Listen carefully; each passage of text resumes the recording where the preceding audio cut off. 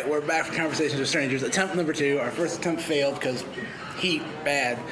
So, all right, let's try this again. Who are you? I'm Chris Moyer.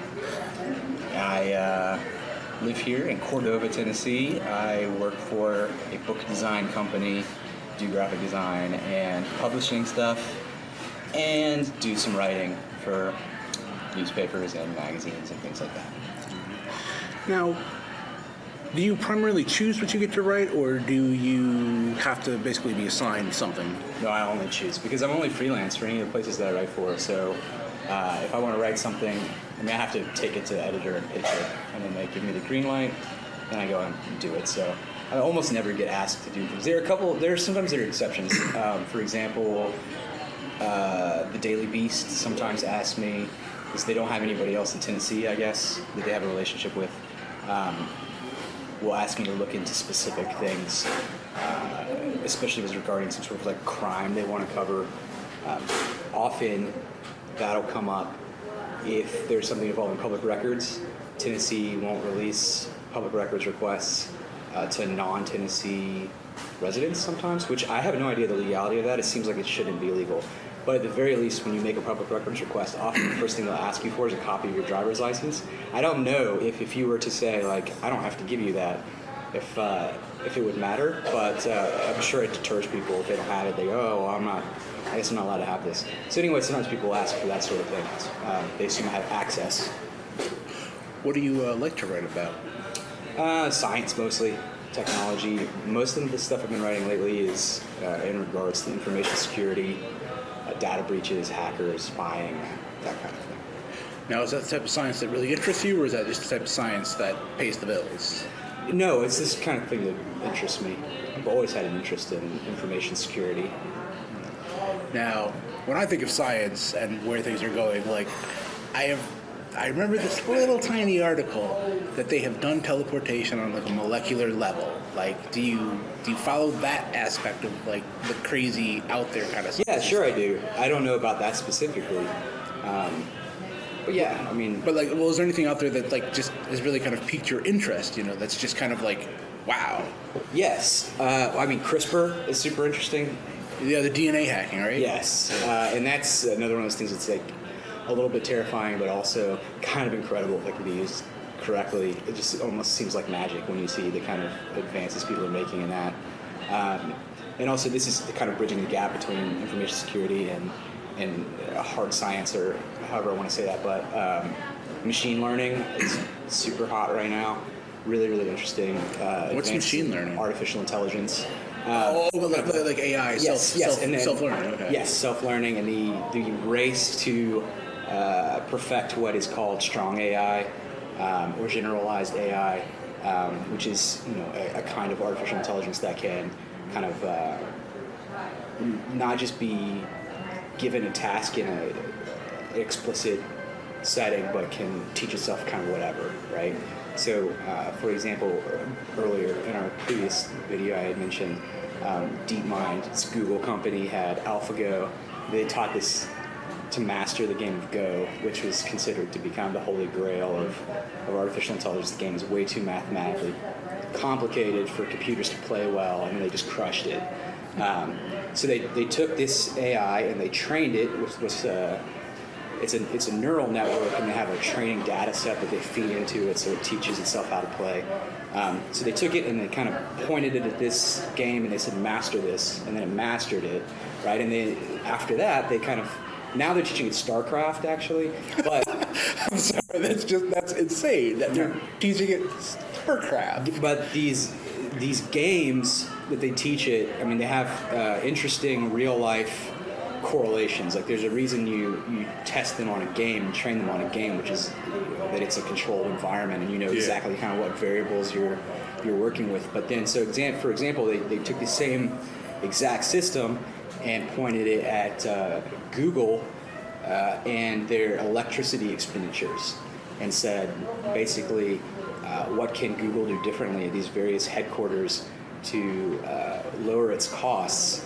And it suggested ways to cut their electricity bill across all of Google's buildings by like 30%. Damn. Yeah, the IBM has Watson, which is their big AI. Like Watson saved a woman's life a couple of months ago. She had some bizarre form of cancer that they couldn't diagnose, but Watson has all the time in the world to read every piece of medical literature on cancer for the last 100 years, a thing that a human just doesn't have time to do, and Watson produced like this correct, obscure diagnosis that ended up saving her life. So I think that all that stuff is just fascinating. It's growing like every single month. It's so much more advanced than it was the month before. Do you worry about, I'm not sure the correct term, but it's basically the robots taking over people's jobs? Yeah, I'm not that worried about robots taking over people's jobs. Automation, I believe that's the word. No, Yeah, that's well, the word? sure, you can automate. I mean, that already happens too, right? Like how many Yeah. factory jobs don't exist anymore because machines do better. That's always been kind of people's worry. That's not particular to now. I mean, our grandfathers were also worried about the same sort of things. And Yeah, I mean, the horse industry kind of with the automobile, you know. sure, but I mean, also steel mills and coal mines and all that sort of stuff. But I think that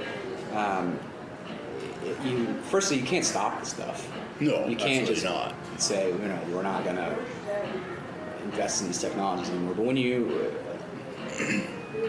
these industries can evolve with the technology if they're smart about it, and people can choose to evolve too or be left behind. But clean energy is a good example right now. Like we've heard so much. I don't want to talk about politics really, but heard so much about losing these jobs, and our current president's going to bring these jobs back and things like that. And in the industries that they're specifically talking about, those jobs are gone and they're not coming back. Yeah. But clean energy can provide lots of new jobs. So these same people that are no longer working in mines could work theoretically in these burgeoning industries for wind power and solar and stuff like that. And this is not, I'm not guessing at this. There's a lot of interesting research about how, like, if we started to give a damn about solar panels and manufacturing them more, like, this is how many jobs this would make. So I'm not that worried about it. I think, I don't know, it's easy to be worried about change, but if you just roll with it, and if you hope people are responsible about it, obviously we don't want our computers to be so smart that they can wipe us Terminator out. 2, yeah. Like, it's going to come to life. Who is our John Connor in the real world? But so, as a species, we got in on this early, though, because there's already, like, these broad and very serious councils about artificial intelligence, ethics, and safeguards that they're building into these things already. Because every once in a while, the AIs do something that people don't really quite understand. Like, 2 of Google's AIs made their own language up, and they communicate with each other, and nobody knows what they're saying. No one has been able to decrypt any of the Gee, that's creepy. It's a little bit creepy. It's kind of ridiculous if you read it on paper, like if you read the kind of the English translation, and it just seems like nonsense. And it's just, I guess, a shorthand way for it to pass data back and forth. But the point is, you have to think of potential problems really early and say, like, we are never going to. Like the 3 rules of robotics from Isaac Asimov. Yeah. Gotta be worried about that, essentially. Yeah, I guess. But also just in less, like, dire terms, I think you have to, not about, like, it can never harm a human, but just how much control do you want it to have over any given thing. I mean, what is it? The cars Yeah, drive themselves. cars. Like, I'm just like, I have a feeling UPS is just shaking in their boots to a certain degree, but also very happy at the amount of money they can theoretically save by not having to hire however many thousands of people they have to hire. Yeah. Well, I think, too, so far it seems like they're safer drivers than a lot of humans.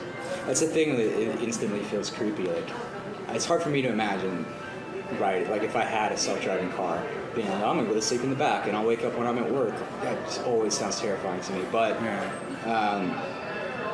I don't know. I mean, we fly in planes like that all day long. Like, we have humans in the cockpit, but the computer's doing all the work. And planes don't crash very often at all. Yeah, it's super rare.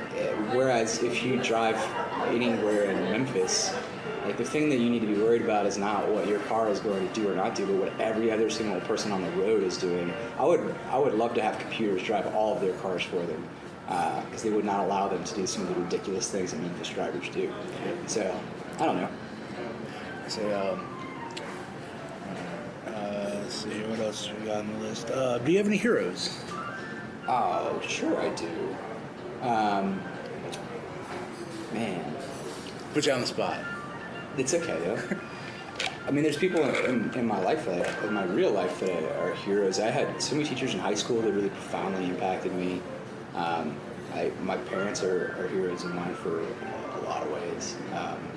Just like good, honest people who make being good people look good instead of lame. There's a lot of scientists, journalists, politicians even, who I really admire these days. Certainly writers. One of my biggest heroes is George Saunders, short story author. His most recent book, Lincoln and the Bardo, was a novel, but I just really look up to him, and everything that he writes about is kind of about empathy and generosity of spirit and the little guy. And I don't know. I know that sounds really vague, but I like what he's all about. The human condition being better than it's sometimes portrayed. That it can be, Yeah. at the very least, and that a lack of empathy is responsible for, a disproportionate share of the ugliness in the world. Speaking of things that aren't so ugly, and we are in Memphis, which is a music town. Yeah. What's your musical taste? What's your genre? Who are you listening to right now? What's in the headphones? What's on the iPod? Yeah. iPod. I listen to a lot of, indie rock kind of stuff, and hip hop and stuff too. Old jazz. I should listen to a lot of Miles Davis, that sort of thing. Recently, I like the new National album. Don't like the new Arcade Fire that much, but that's kind of, I guess, the kind of stuff. I don't see a whole lot of local Memphis musicians anymore. I kind of think that actually Memphis is a little overrated in that department. Really? Yeah, I mean, we have this wonderful musical history, but every other city I've ever lived in, I could go see good bands every night more often than is actually available here in Memphis, I feel like. When I was living in Miami, it was kind of this weird cultural musical place because it's just it's so out of the way that most major bands didn't come there. And Yeah, it makes sense. there was a musical scene there, but it wasn't really anything national, and national bands generally come. Kanye West would come because he could make all this money, but And he likes Miami. yeah. But it was really weird to me. Have you heard of the band The Struts? No. They had some minor hit, but here I am watching this band that's been in the top 100 at this little rinky-dinky club, and they came down to Miami. That's cool. It was weird. Well, Memphis is in a weird geographical position too, even though we're not on the tip of Florida, but it's so easy to drive right past it and go to Nashville. Yeah. Or they'll stop at Little Rock and not here. Or even Knoxville. I lived in Knoxville for a couple years in college, and we got awesome shows all the time. And dozens and dozens and dozens of local bands that I really sincerely liked. Not just I like these bands for a local band, or if they're playing at the bar that I'm at, then that's kind of cool. But people that I was hyped up about, and there's a little bit less of that, for me at least, in Memphis. You study this technology, you write all this stuff. What do you think is going to define this generation that you're in kind of now? You seem to have a really good grasp on what's kind of happening. I don't know. I honestly, I don't have a good answer for that at all. It feels obviously, we're in a really weird point in American history, Yeah. in American culture, Yeah. and I don't know that I would have really expected to see a lot of the things that I've seen out of the last year. So it's hard for me to guess at what will happen now, but in a lot of ways, it almost seems like all the 4chan kids came out of the basements in a way that I didn't expect, and there's this kind of ugliness that has reared its head that's a little bit more explicit than it used to be, and that's not really how I expected this generation to define itself, and I hope that that's not the case. But it could be. Before, for a certain time, I would have said things like these advancements in artificial intelligence would be like good defining things like that. Right now, we're making really cool, exciting progress in all these areas technologically, and maybe that would be the thing that 100 years from now we would look back on. But right now, it feels like we're undergoing some weird kind of cultural shift that doesn't feel particularly healthy, or maybe it will be in the long run. But I mean, last night, there were like widespread violent protests in St. Louis, and cops were indiscriminately shooting into crowds with rubber bullets, and I just hope that doesn't become the direction things continue to move, but it feels like it's too early to tell. All right, so I generally try to wrap these up where ask me a question. Yeah, absolutely. Let me think. I want to ask you a Memphis-specific question now that you've moved here, because I'm the first person you talked to in Memphis, right? No. For this? Oh, okay. No, you're not. No, okay. Well, then. Well, it's actually really developing now that I'm in Memphis, because when I had it in Miami, it was just kind of like, I'm going to do this. And I never really got around to doing it. Yeah, but now you got some free time, I guess. Yeah. So, I got better technology, so. Yeah. Well, what do you want to see for yourself happen? This is like new start, new place. But this is not my first new start. This is not my first new place. I know. So for this one, what are you hoping to get?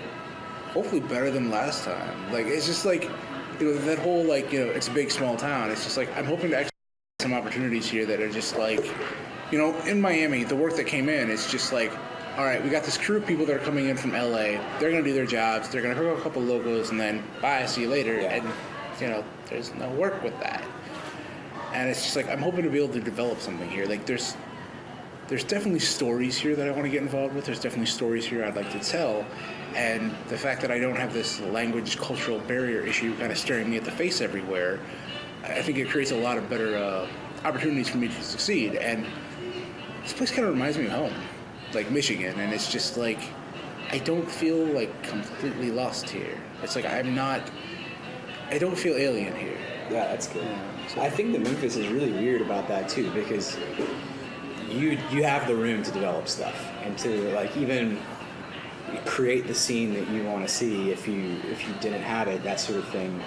Memphis is bizarre because there are people that are super, super down on Memphis all the time, right? Like they just hate it. You can't throw a rock without hitting somebody calling Memphis a shithole. But also, like, if you're bored and you're disappointed, and I think a lot of that's on you, and you can, it's enough of a small town feel that you can go and do things here and make it happen, which is cool. And then on the other side of things, though, you also have people who are just these kind of unapologetic cheerleaders all the time for Memphis that kind of ignore every bad thing and are like, if you don't like it, then go screw yourself or whatever. And that's not quite right either. I mean, I hear people say things about Memphis all the time where I think you've never lived anywhere else, right? Clearly, like you think that all these wonderful things, like go to any city of any size and you'll get these same things and maybe a lot better. But I think by and large, Memphis is what you make of it. And I think if you have a good attitude, you're gonna get what you want. That is a great way to end this conversation with strangers. I hope. Thank you. Appreciate it. Yeah, thank you.